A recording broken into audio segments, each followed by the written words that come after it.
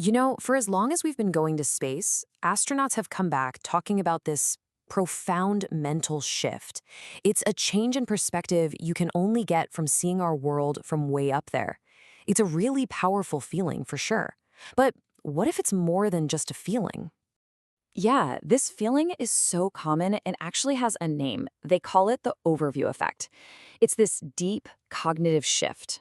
Astronauts talk about seeing Earth as this tiny, fragile ball of life just hanging in the darkness. And it gives them this overwhelming sense of unity and connection. But while we've always thought of this as a purely psychological experience, it turns out there's new evidence that something physical is happening too. What if the experience of being in space, the constant floating, the weightlessness, doesn't just change how you think, but it physically reshapes your actual brain? So, right here is where we pivot from the philosophical to the physiological, because some pretty stunning new research is showing that the brain itself goes through a really significant transformation in zero gravity. Yep, you heard that right. The research shows that the actual physical structure of an astronaut's brain appears to change. This isn't just a feeling or a thought, it's a measurable physical event happening inside their skulls. So, the big question is, how much does it actually move? 2 millimeters. Now, that probably doesn't sound like much, does it? But think about it. Your brain is packed pretty tightly inside your skull. There's not a lot of wiggle room in there. So in that very confined space, a 2 millimeter shift is actually massive. It's a huge sign of a dramatic physiological change. See, here on Earth, gravity basically holds our brain in place. But after 6 months in zero-G, MRI scans show the entire organ, along with the fluid around it, has drifted upwards. It's literally floating toward the top of the skull and settling into a new position. Okay, but a claim this big, this extraordinary, needs some seriously solid evidence. So how did scientists even figure this out and prove that these changes are really happening? Well, the method they used was pretty straightforward, but also really rigorous. Researchers took these super detailed MRI scans of astronauts' brains before they even launched. Then, the astronauts went and spent anywhere from a few weeks to a whole year in space. And as soon as they got back, bam, another MRI. Then, the scientists just compared the before and after pictures to map out exactly what changed. Now, here's the really clever part. To confirm that it was gravity, or, the lack of it, that was the real cause, they ran this fascinating control study right here on Earth. They had test subjects lie in bed for 60 days straight, with their heads tilted down 6 degrees. This setup mimics the way fluid shifts in your body in space.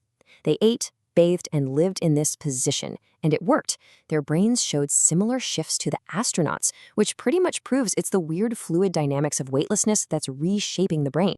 And get this.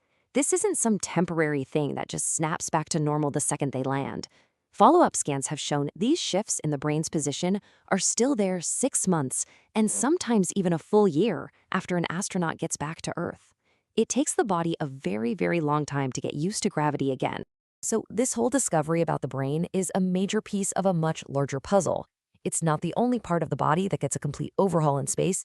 It's just the latest thing we've discovered in a long line of known adaptations. I mean, we've known for decades that space dramatically affects the body. Without gravity's constant pull, bones lose density, the whole cardiovascular system has to rewire itself, and even the shape of an astronaut's eyeballs can change. And now we have to add the brain to that list, a vital new piece of this whole puzzle. And this isn't just abstract science, it's a real physical struggle. After their recent mission, astronauts Butch Wilmore and Sunny Williams talked about just how exhausting it is to return to gravity. That simple, ever-present force that we never even think about becomes this massive weight your body suddenly has to fight against all over again. So, why does all of this matter so much? Well, because we're setting our sights on longer and longer missions, back to the moon, on to Mars, and beyond. Understanding every single one of these physiological changes becomes absolutely critical for keeping our astronauts healthy. This, of course, is the million-dollar question. Are these changes actually dangerous? So far, researchers say that while the scans look pretty alarming, the actual impacts on astronaut health and performance seem to be minimal. So the good news is astronauts aren't reporting major cognitive problems. The bad news? There are still a lot of unknowns. And here's the key concern from the study's lead researcher. We just don't know what the long-term effects are, years or decades after a mission. What happens when these brain changes caused by space get combined with the natural aging process? That's where we might start to see some real problems pop up. Which leaves us with a critical question for the future of exploration. A trip to Mars and back could take years. As we push further and further into the solar system, we're not just engineering rockets anymore. We're facing this profound challenge of protecting the human brain itself from the very environment we're so eager to explore. The next frontier, it turns out, might not be out there in the cosmos, but right inside our own skulls.